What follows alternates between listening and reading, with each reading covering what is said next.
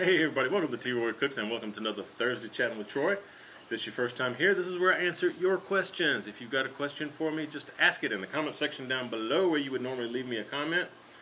And if you're interested in any of the YouTube channels I may mention, or any of the products, or if you're trying to get in touch with me, my social medias, all that stuff's down in the description box. Just hit show more down beneath the video. And if you're not subbed yet, please go ahead and subscribe. And click that little bell icon, that way you get an email notifying you every time I put a video out. I appreciate it very much. Let's get to it. Oh, first off, I can't remember if I tried this beer or not, but it's a local beer from Dripping Springs, Texas. It's called, this is the Austin Lager from Twisted X Brewing Company. Again, Dripping Springs, local company. I'm going to check it out. Pretty sure I've had this before, though. I know I've had some of the other Twisted X variants of their beers. Let's see if we can get this thing open here. I don't have any fingernails left. Bear with me. Here we go. Cheers to you. Man, it's a gorgeous 70-degree day here in Austin. Goodness gracious. Let's get to some questions. Oh, if you're interested in the questions that are being asked in this episode, again, check the description box. I'll put down where at in the video all of the questions are asked and what the question actually is. So if you're trying to skip through the video, just click the little time stamp in there, and it'll bring you straight to that question in the video. Is what I'm trying to say. Hope that helps. Let's get to it.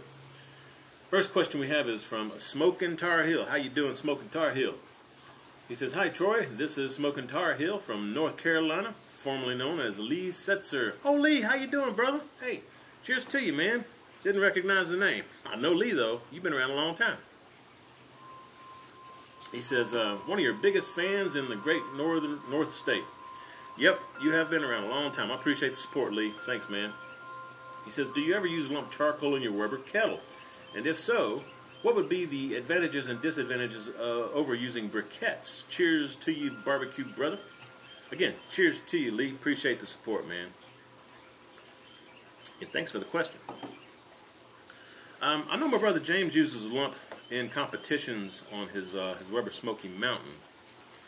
I have used lump in my Weber Kettle to get the Santa Maria grill going. You know, I put lump in there, light it, and then I light real wood after that, split logs. So I kind of use it to start the fire. Haven't used lump in my Weber Smokey Mountain though, and I'm thinking you're talking about just the Weber Kettle. So disadvantages.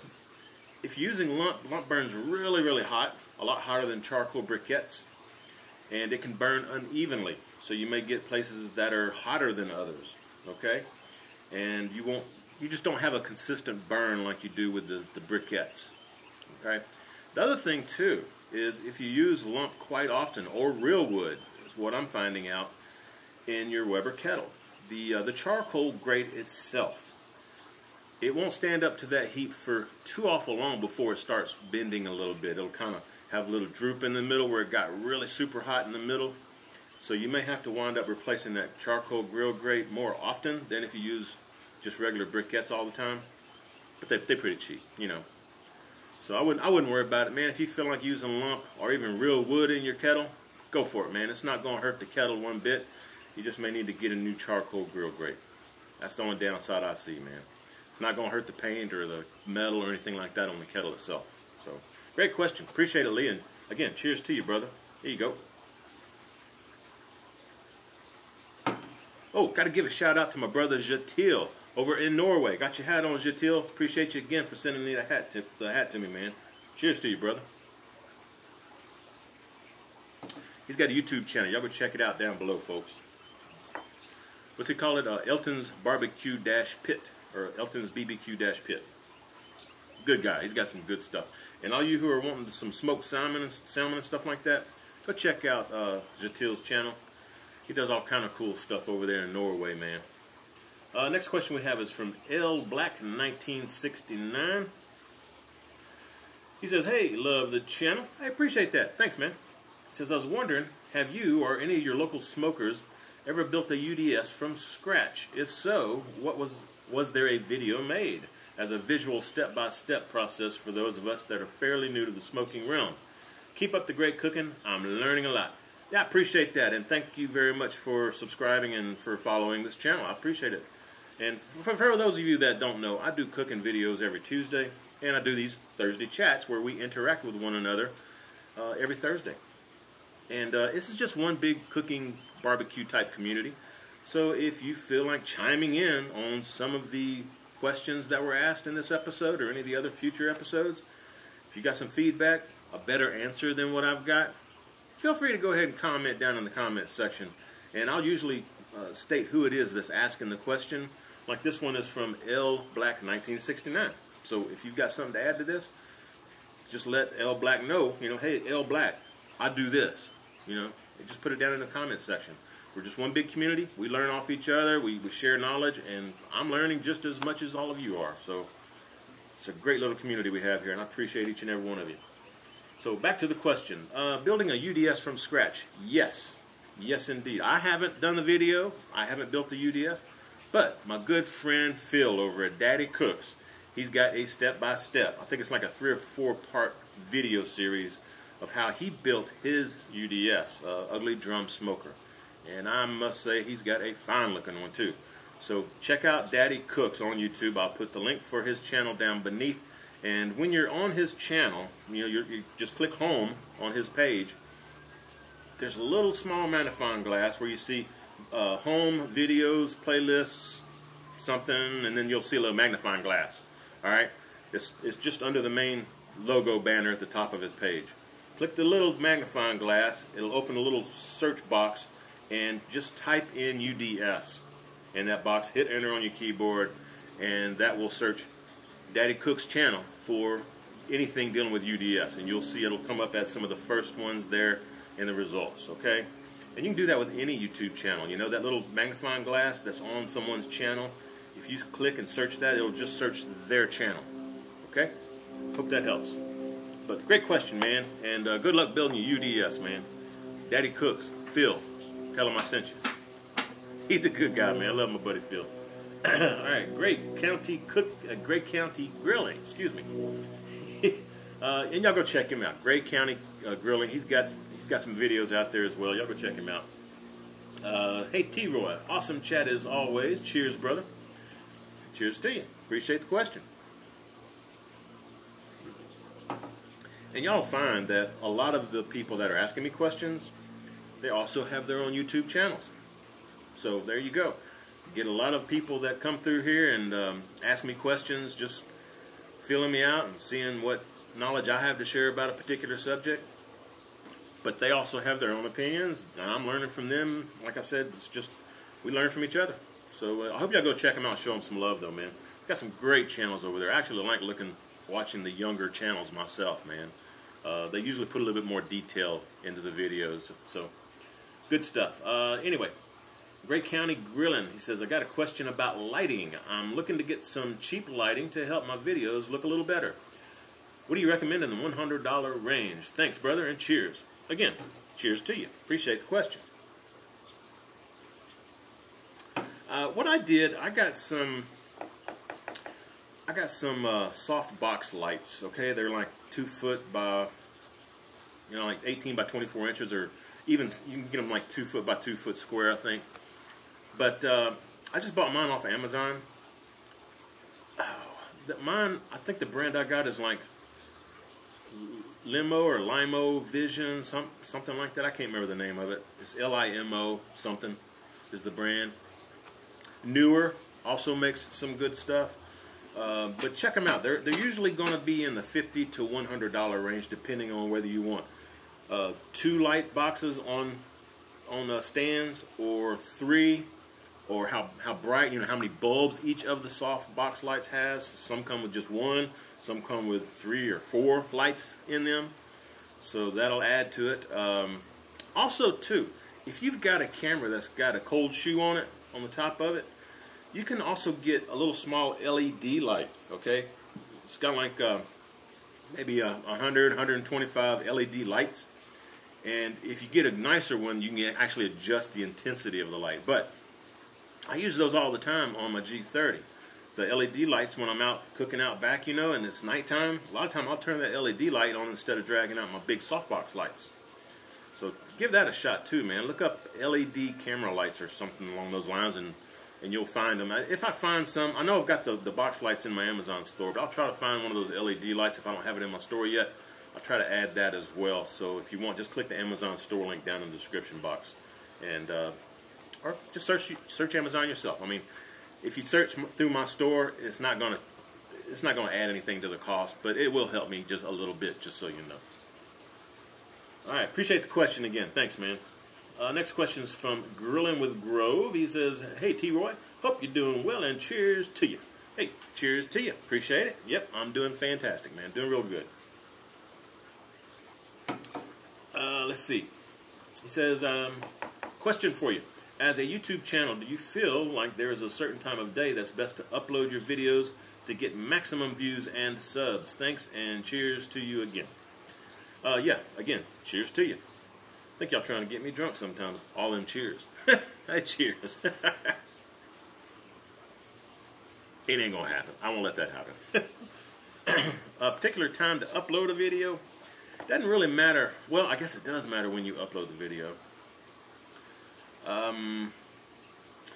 Let me first say this.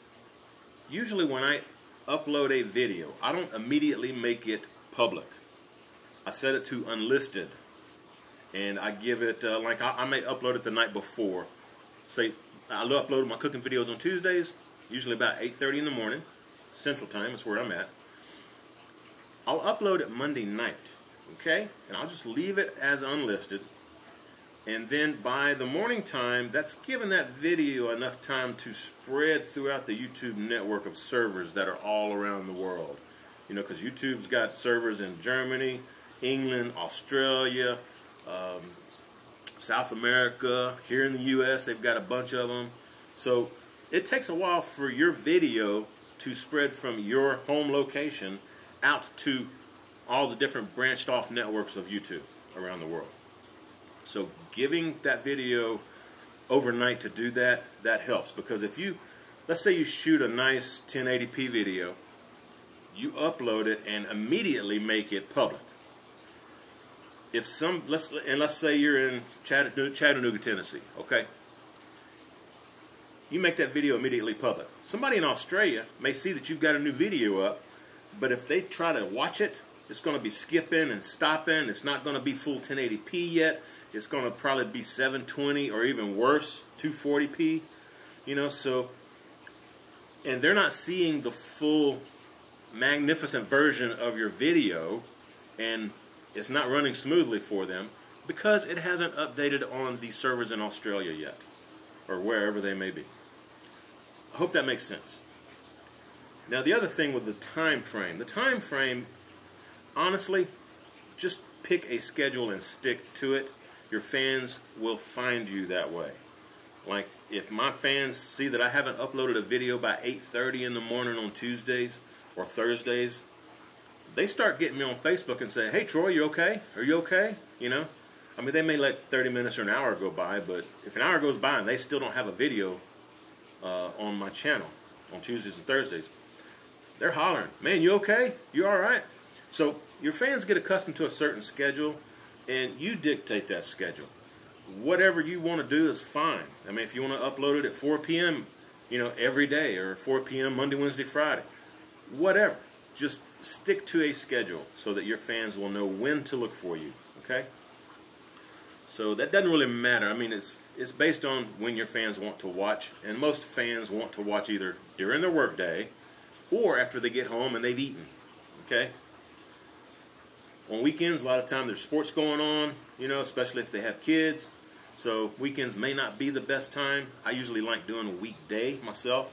If you're going to do a weekend, like a Saturday or Sunday, maybe try doing it before. And Saturday would probably be better because a lot of people go to church on Sunday, all right? So Saturday would probably be the preferred weekend day, and do it early in the morning. When people are getting up, getting started with their day, you know, having a cup of coffee, waking up. So that'd be my 2 cents anyway. I hope that helps, and I'm sorry for the long-winded question, but that was a good question. Really was. I appreciate it. Appreciate it very much. All right. Next question we have is from JoJo. Wait yet, JoJo, how you doing, man? He says, just got a 22-inch Weber like yours with a lid holder but no table. Yeah, I've got the Performer, which has the table, the metal table. So JoJo, you just have just the regular basic Weber kettle. Okay? He says, are you going to do a few more cooks on yours? It holds heat, but I'm trying to fine-tune mine. Also, do you have any upgrades on it? Cheers, Troy, and great champ. Hey, thanks again, JoJo. Appreciate it, man. I don't really have any upgrades on the kettle itself. I do have some accessories that I've got, like the Slow and Sear. I've also got the new Santa Maria grill. That's it, I believe. Yeah, I think that's it, man. I don't really have anything. I got my smoke, ThermoWorks smoke that I use when I need to be more accurate than the grill temp and the lid. So I got my ThermoWorks smoke for grill grate temps. But no, man, it's a great cooker, and you know, the more you cook on it, the more you will become familiar with it. Setting the top and the bottom vents, you know, I mean, if you've got billowing white smoke, maybe crank the top vent open a little more. Try to get that airflow through there.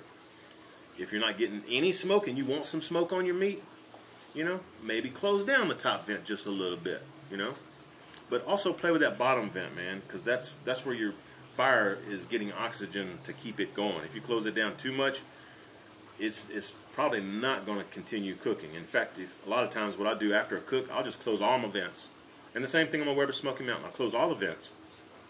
It'll snuff out the fire eventually, and you'll be left with some charcoal briquettes that you could use on a future cook. So there you go. Yeah, that's it. You'll get used to it, man. It's no big deal. I wish I would have got my Weber Kettle a long time ago.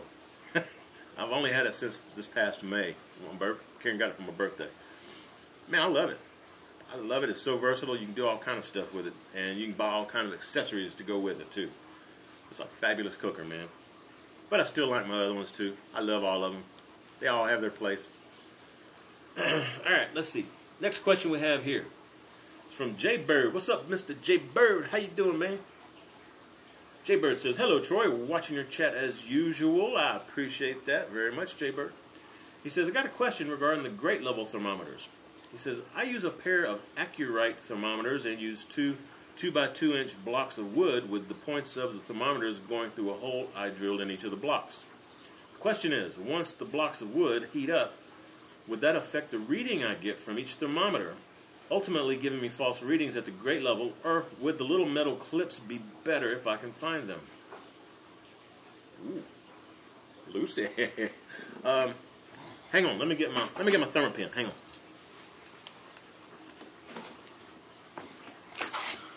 All right, this is the thermopen, folks, from ThermoWorks, okay?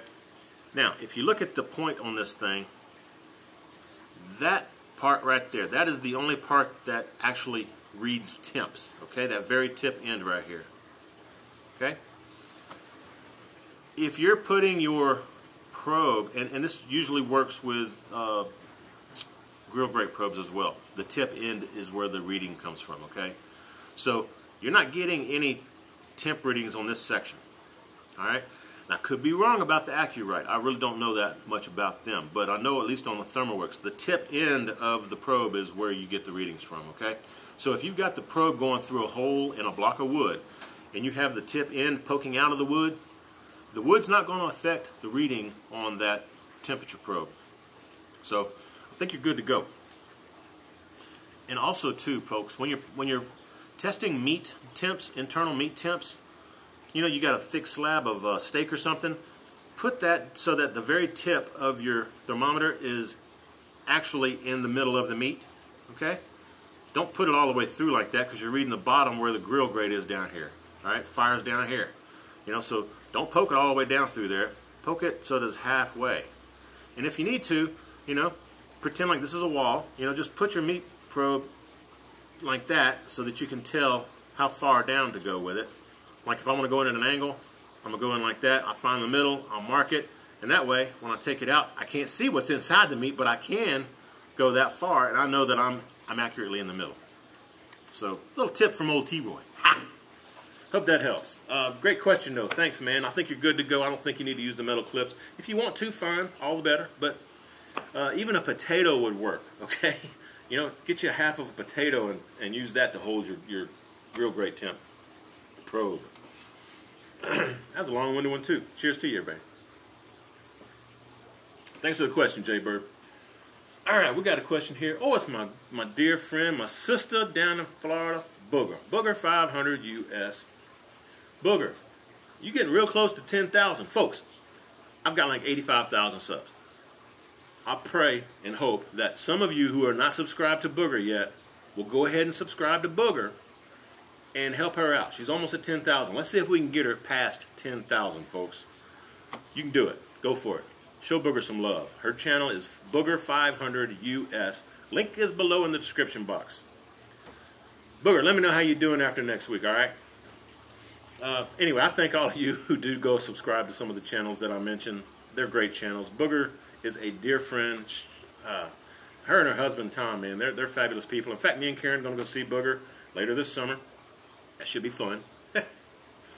What you got for me, Booger? She says, hey there, Mr. Responsible. What's up there, girl?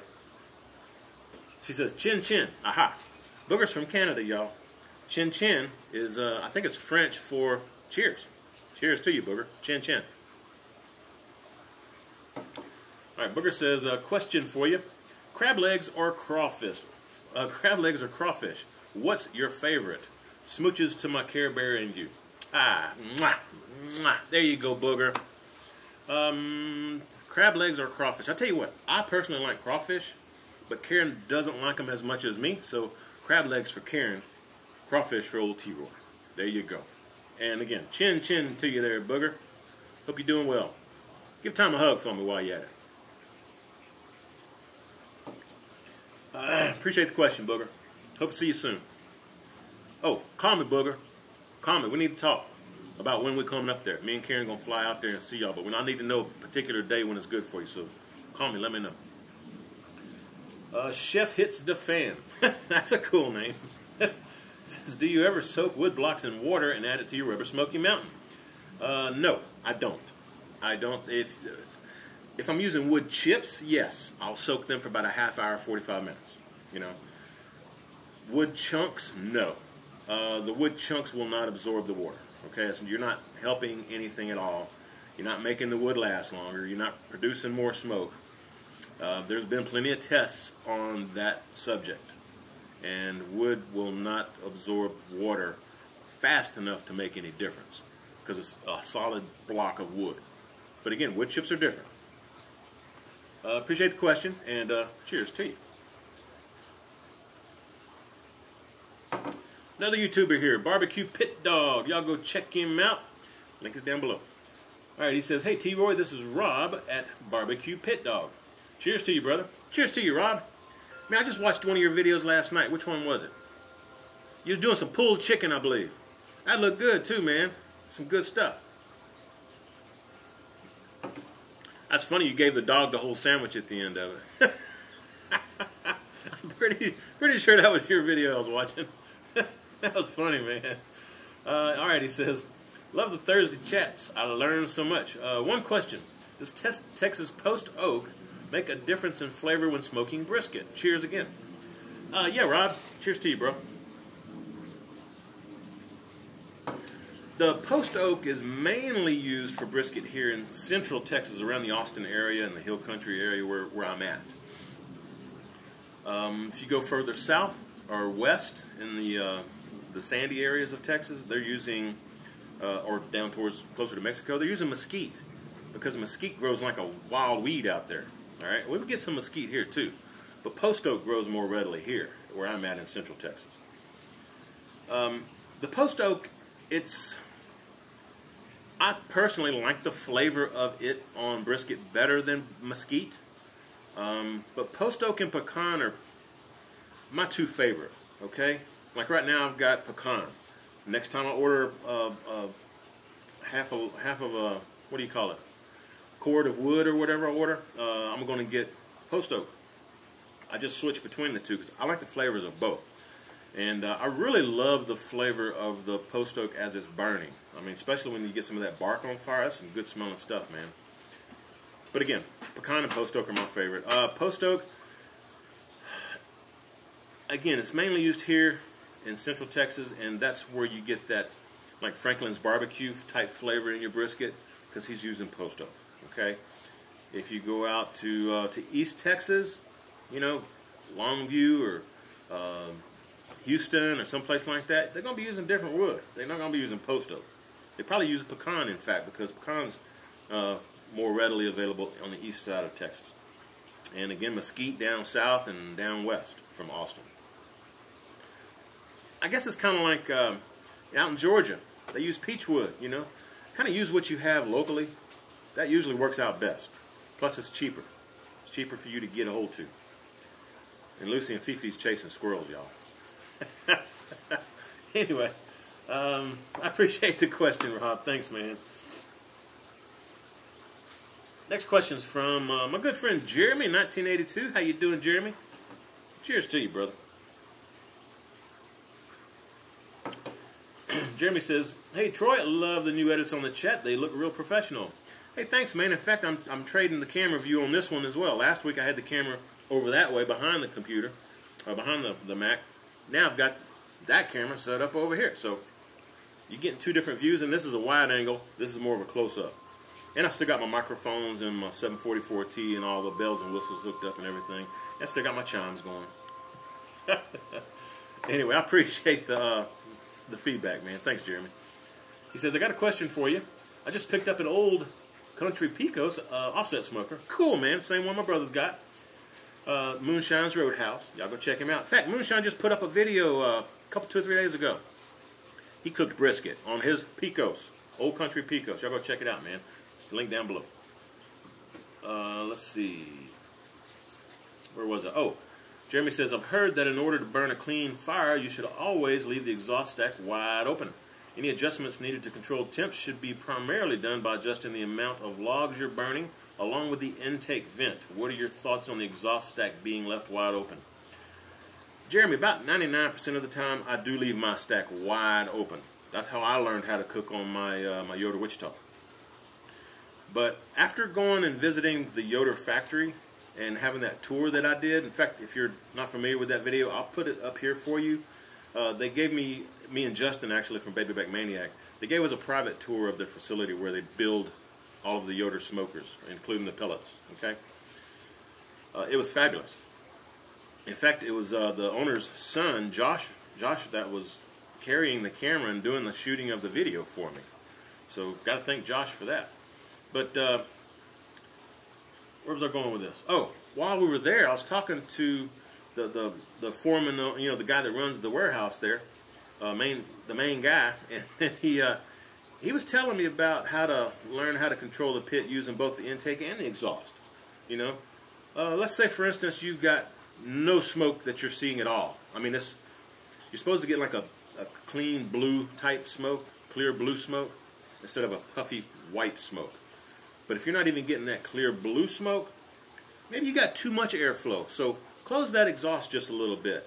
Let some of that smoke linger on your meat. And also, if you try to cook or two on it and you're just not getting the smoke flavor that you want on the meat, close the exhaust vent a little bit to try to slow down that air going through there so that that smoke lingers on the meat more, producing more smoke flavor on the meat.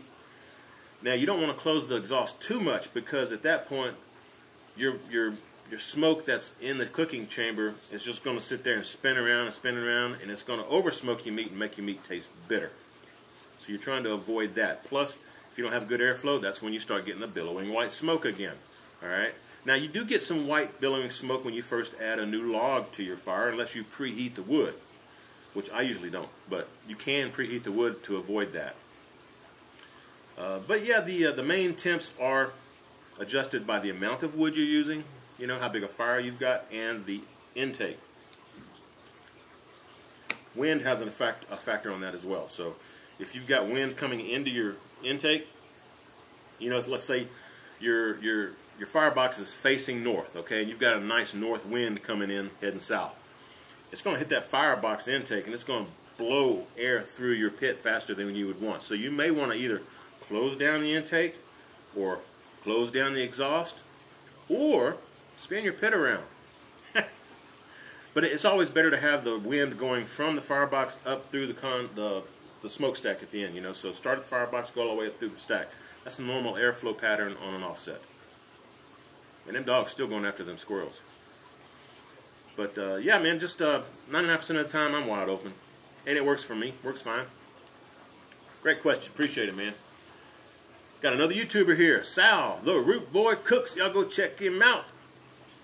Sal, man, you getting on up there too, man. You ain't far from hitting 10,000 subs. Y'all go show him some love, man. Sal's got a cool channel. He's always cooking on his Weber Kettle, man. Good dude, good dude. And he's got some fabulous cooks, man. What you got for me, Sal? He says, hey, T-Roy. Hey, Sal. Cheers to you, brother. Sal says, are you going to evolve your shiny Dratini? Yeah, I already did. I did it the same day I caught it when that community day was, 2 or 3 weeks ago, whenever it was. I caught 3 shinies, and I evolved one of them all the way up to Dragonite. It's a beautiful green Dragonite too, man. But it doesn't have good stats on it, you know. I think it's just average. Anyway, he says, Sal says, I have one shiny, a Swablu. Oh, cool, man. I don't have one of those yet. I have enough to evolve a Swablu, but I don't have a shiny. So, in fact, the only shiny I have is the Dratini that I caught. Well, I want some more, man. I'm still out playing almost every day. You know, I'll usually stop at the local park or church or wherever, you know, on my way out to go grocery shopping, you know. So I'll stop and maybe play 15, 20 minutes, and then I'll go into the store. But I try to keep my streak going so I get that 7-day XP bonus every 7th day. Sal says, I saw a bunch of green Dragonites in the local gyms. He's so jealous. Rock on. Yeah, there have been quite a few around here too, man. Cheers to you, man. In fact, I told you I got 3 shinies that were shinies, Dragonites. Yeah, is that right? Dratinis. Sorry. I got 3 shiny Dratinis, 2 of which were actually in the parking lot of my HEB grocery store. Okay, so try to find areas where there's a lot of cell tower, a lot of cell phone use, like at a grocery store, you know. Worked for me. The third one that I caught was at a local park. So, anywho, next question we have. I appreciate the question, Sal. And again, you're going to show Sal some love, man. He's got a fantastic channel. Rock on, brother. Sam Freeman says, cheers, T-Roy. Cheers to you.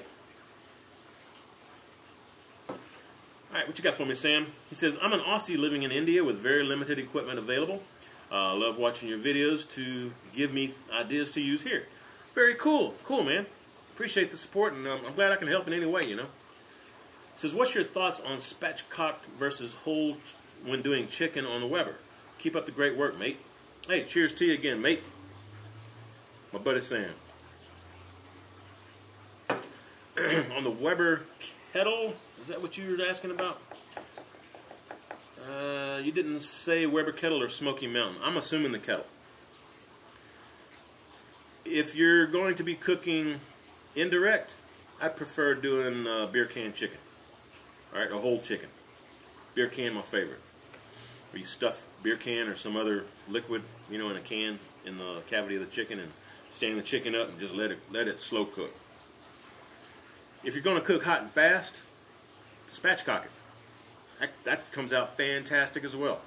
But I'd say my favorite, the way to keep the meat juiciest is to do a whole chicken. All right, because once you separate that meat and kind of spread it out spatchcock flat on the grill, it has a tendency to dry out a lot faster. Plus, usually you're cooking it at a lot higher temperature. Whereas if you're cooking whole chicken, you're cooking at a lower temperature.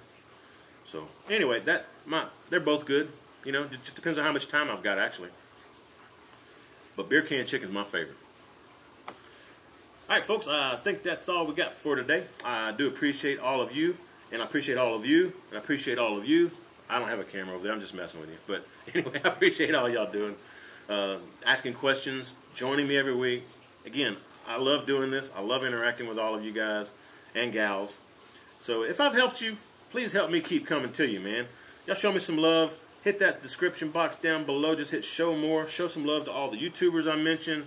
Y'all send me some messages on Facebook or Twitter or Instagram if you need to contact me or have a question. Feedback is always welcome. If you got some feedback on any of these questions, put it in the comment section down below. If you've got questions, ask them in the comment section down below, and I'll add them to a future chat. And if I didn't get to your question this week, please give me 2 or 3 weeks to get to your question. I'm getting more questions now than I was, and I'm having a hard time keeping up with them. So I'll try to answer them in the next week or two, but if I don't, go ahead and feel free to ask it again in the future, okay? That'll keep me loaded up with questions. What else we have? Oh yeah, again, if you're not subbed and you enjoy this kind of stuff, go ahead and hit the subscribe button, folks, and click the little bell icon. You'll get an email letting you know every time I've got a video that just got up, you know, made it live on YouTube. All right, that's all we got, folks. If y'all enjoy this, give me some thumbs up. Show me some love. Hope you share the video. And when you do, please tell all your friends. T-Roy cooks responsibly. Cheers, everybody. That's a wrap.